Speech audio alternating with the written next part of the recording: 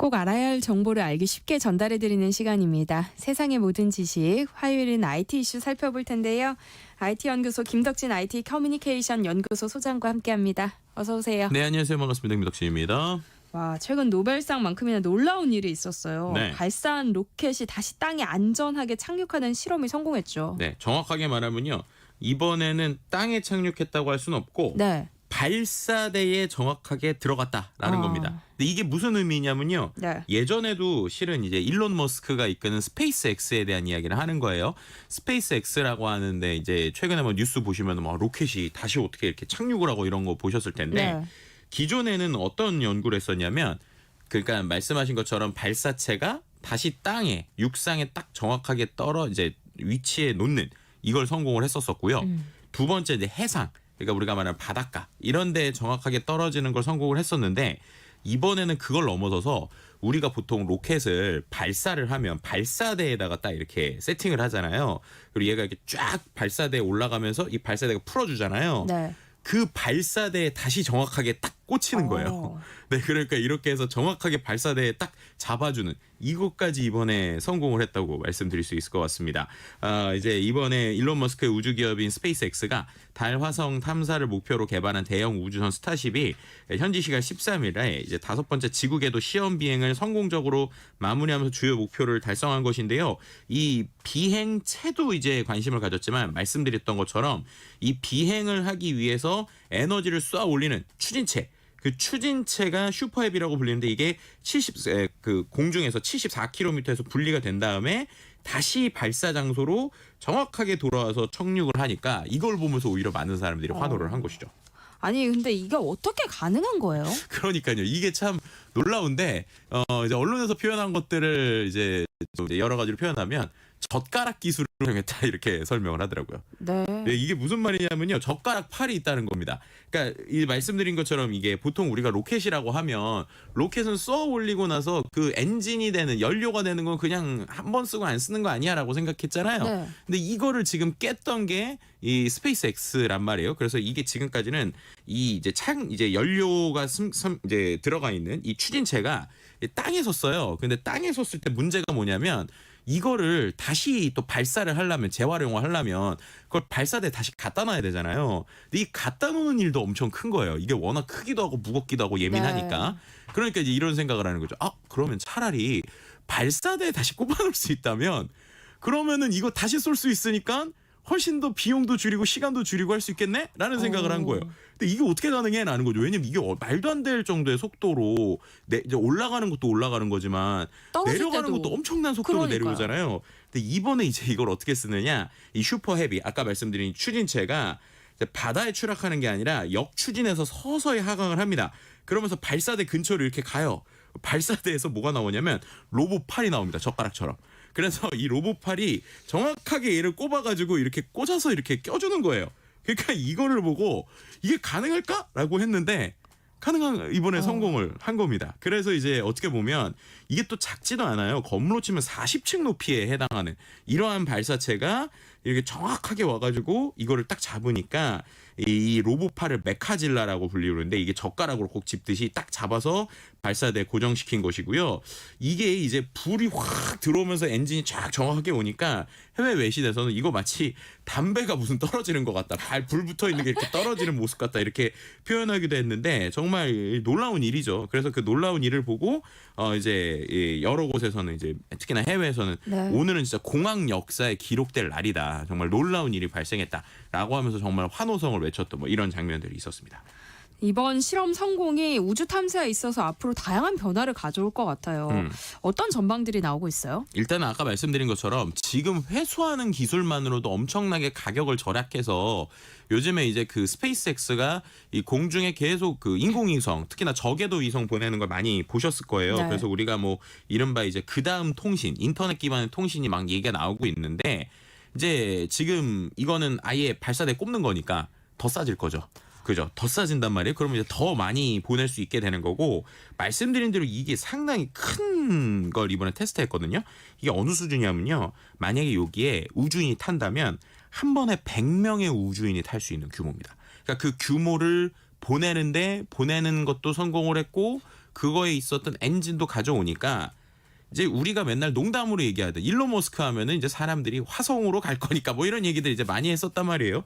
그게 이제는 진짜로 가능해지는 거 아니냐라는 얘기들이 나오는 거죠. 그래서 일론 머스크가 이 비행이 이번에 끝나고 나서 옛 트위터 X라고 불린 데에다가 스타쉽이 목표 지점에 정확히 착륙했다. 2가지 목표 중에 2번째 목표가 달성됐다. 그러면서 인류가 여러 행성에서 살 수 있게 하기 위한 큰 발걸음이 오늘 이뤄졌다라고 자평을 한 거예요. 그래서 실제로 이게요, 그 일론 머스크가 만든 스페이스X가 그럼 자기네의 것만 올리느냐? 그렇지 않습니다. 미국의 이제 우주 연구국이라는 나사 있잖아요. 네. 나사가 나사의 연구 프로젝트를 할 때 발사선을 이 스페이스X 거를 써요. 그러니까 나사가 정부에서 하지만 그 정부에서 하는 우주선을 내보내고 연구를 할 때 민간 기업과 같이 하거든요. 그럼 이 스페이스X를 활용을 해서 보낸단 말이에요. 그래서 지금 미국에서 달에 이제 사람을 보내는 아르키메데스 프로젝트라는 걸 하는데 그 프로젝트를 할 때도 이 스페이스X를 이제 활용을 한다는 겁니다. 그러면은 이제 달에 사람이 진짜 가서 테스트를 하고 달에다가 우리가 있는 기지를 만들고 그럴 때 비용을 훨씬 더 절감할 수 있으니까 정말로 이제 우리가 말하는 말도 안 되는 공상과학들이 현실이 되는 거 아니냐 이렇게 좀 생각을 해볼 수 있을 것 같아요. 그래서 오늘 작가님이 너무 제목을 많이 잘 줘주셨는데 허구 없는 공상과학이 진짜 시작되는 것 같다 이런 느낌들을 이제 느끼게 되는 거죠.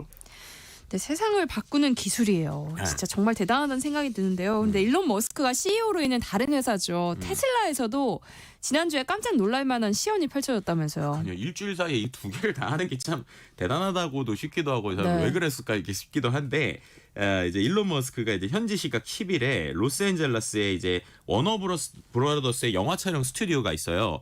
이 영화 촬영 스튜디오가 정말 큽니다. 그래서 거의 뭐 한 도시 수준이거든요.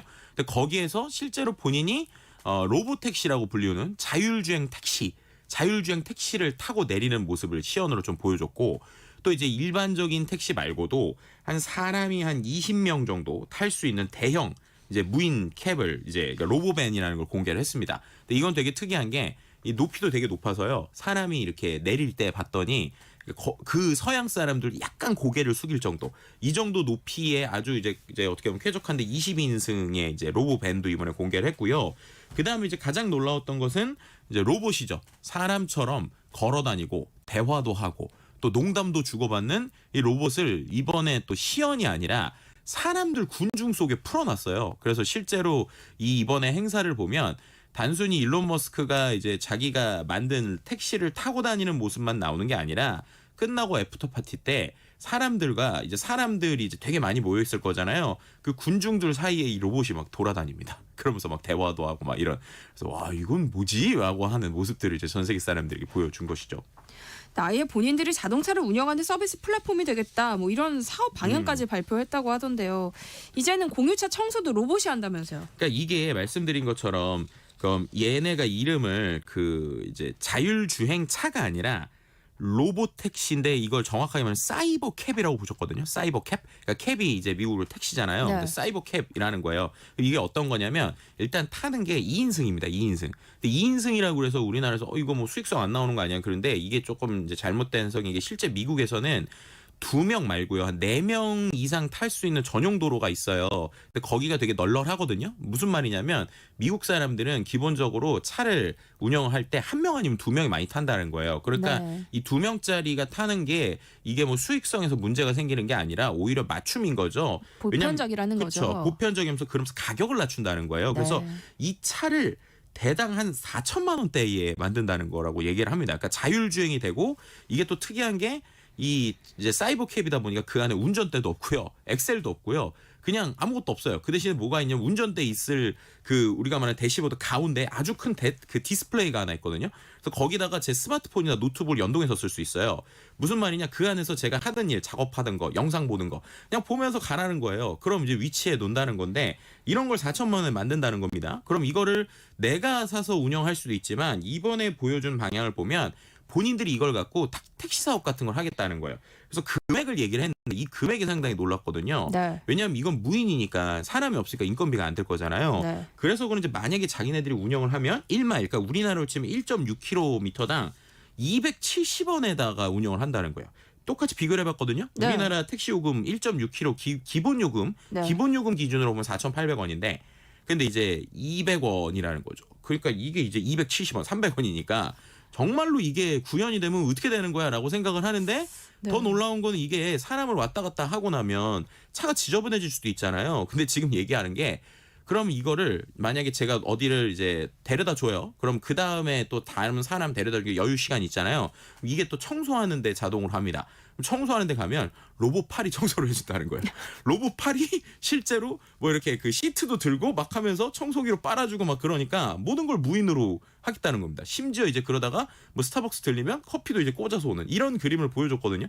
그래서 이게 진짜로 될지 말지 모르겠지만 정말로 된다면 일론 머스크가 얘기한 대로 정말 2027년부터 생산을 해서 된다면 이거는 진짜로 멀지도 세상을 않았네요. 네, 그러니까 이제 일론 머스크가 근데 좀 그런 건 있어요. 항상 자기도 그런 얘기를 합니다. 자기는 항상 일정을 되게 낙관적으로 얘기하는 사람이다라고 하면서 2027년 얘기를 했거든요. 네. 그럼 정말로 2027년부터 이런 게 나오고 그런 것들이 도입이 된다?